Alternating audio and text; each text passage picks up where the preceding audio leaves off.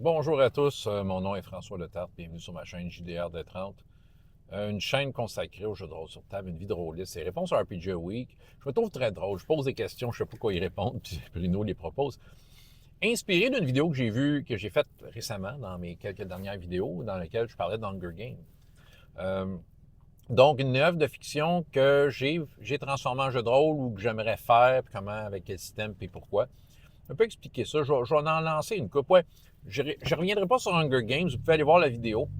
Moi, j'ai découvert ça cette semaine, Hunger Games. Tu sais, je savais c'était quoi. Là, tu sais, c'est connu quand même comme nom.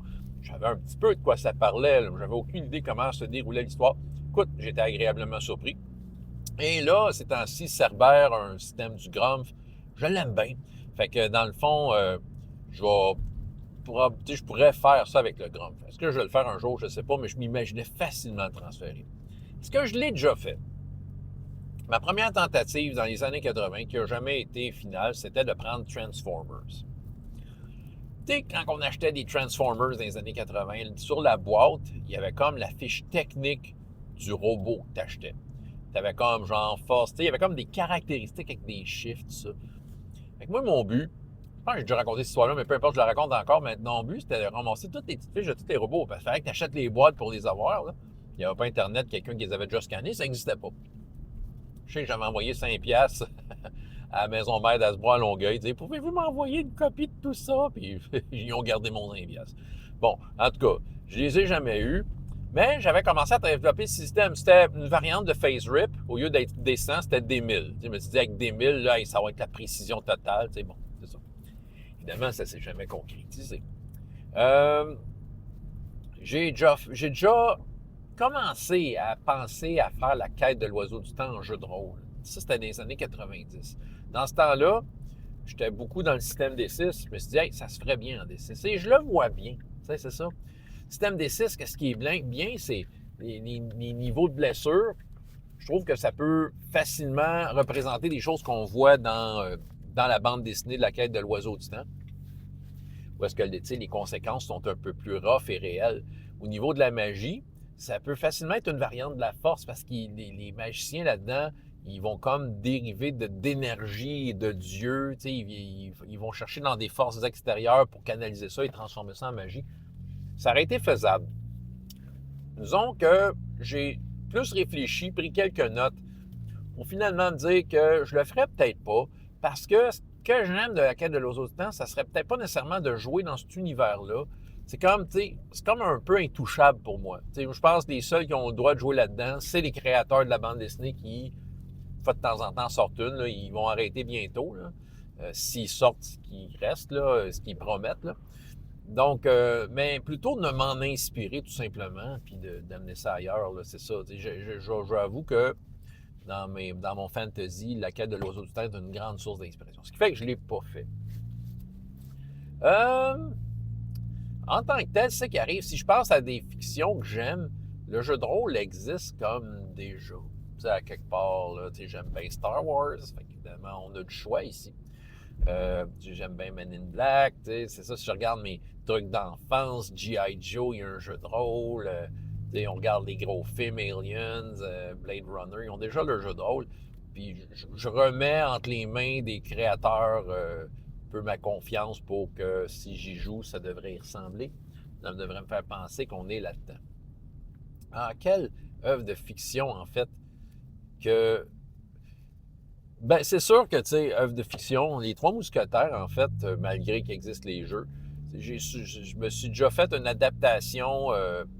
J'avais déjà fait un peu, repris un peu l'univers des Trois Mousquetaires, mais dans un univers de Star Wars. Je trouvais ça très drôle. Puis, en reprenant un peu les thématiques, le genre puis, tu sais, un peu la façon dont la société est organisée, puis, tu sais, un peu les côtés KPP. Puis, j'avais fait ça à Star Wars des 20. On avait fait ça une couple de games, c'était bien ça. C'était bien parce que j'étais dans Star Wars des 20, puis j'étais dans les mousquetaires, bon, ça me tentait d'en avoir. Fait que pourquoi pas tout mélanger ensemble? C'est ça. Pour moi, c'était réglé rendu là. Quel autre système? Quelle autre œuvre de fiction que je pourrais bien transférer? Ah, j'ai déjà fait de quoi? Ouais, OK. J'ai déjà fait de quoi? Ouais, ça, je pense que ça va être une réponse plus officielle. J'ai, il y a une couple d'années, dans des jeux de rôle à la bibliothèque que j'offre, j'avais fait un tranchon et raconte de super-héros. Parce que c'était l'année où le club de lecture de l'été, c'est la thématique, c'était le Canada, parce que c'était la fête du Canada. Donc, il fallait trouver des trucs avec des thèmes très canadiens. Puis moi, je voulais faire du jeu de rôle. Puis comment faire ça très canadien? J'ai décidé de faire les super-héros canadiens. Ce qui fait que j'avais pris une variante de tranchon et tracon que j'avais trouvée qui proposait des super-héros. Bon, la version est so-so, mais bon, tu sais, c'était suffisant. On s'entend, là, c'était juste pour une coupe de game, fait que ça faisait la job. Puis, tu sais, tranchon et tracon, bon, tu sais, on s'entend, je maîtrise bien la chose. Fait que j'avais fait une recherche pour trouver tous les super-héros d'origine canadienne. Tu sais, Wolverine. J'avais pas mis Deadpool. Non, non, je voulais pas que le monde fasse leur grossier inutile, mais j'avais mis Superman. Oui, parce que Superman est une création canadienne. C'est sûr, c'est un personnage très américanisé. Mais dans les faits, c'est une création canadienne. J'avais mis Supergirl par la bande. C'est elle la plus tirée par les cheveux. J'avais été chercher dans des bases de données de super-héros, des super-héros qui ont des origines canadiennes. Évidemment, les Alpha Flight. Fait que, tu sais, je mélangeais DC, Marvel. Il n'y en avait pas de problème, même d'autres licences. Je sais qu'il y avait comme Nelvana, un peu la première super-héroïne canadienne.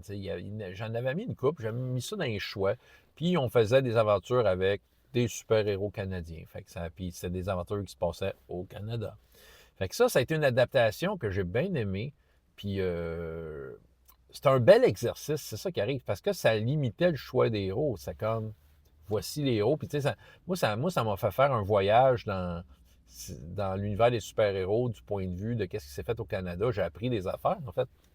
J'ai appris, entre autres, que il y a une affaire par rapport à l'édition que les bandes dessinées américaines ne pouvaient pas aller au Canada. Tu sais, il n'y avait pas le droit. Là, c'est ça, il n'y avait pas de licence, ce qui fait qu'à un moment donné, pour répondre à la demande, ben c'est ça, il y a des créateurs canadiens qui ont inventé, comme Capitaine Canuck, puis du monde de même, pour combler le besoin des jeunes lecteurs et jeunes et moins jeunes amateurs de bandes dessinées de super-héros, de combler leurs besoins de OK, regarde, on a des bandes dessinées de super-héros, c'est là qu'étaient développé, comme plusieurs super-héros canadiens.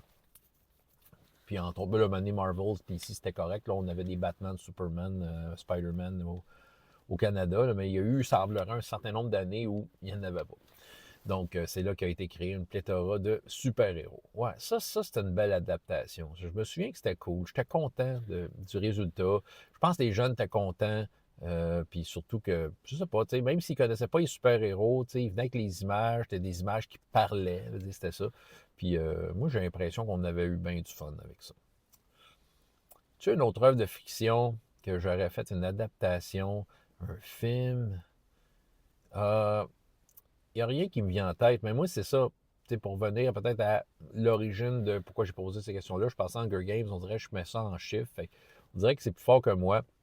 Je suis capable facilement de m'imaginer une œuvre de fiction, puis surtout que j'embarque dedans, puis qu'il y a moindrement d'action, on dirait que on dirait que je suis capable de dire ah, ça pourrait être joué avec tel jeu.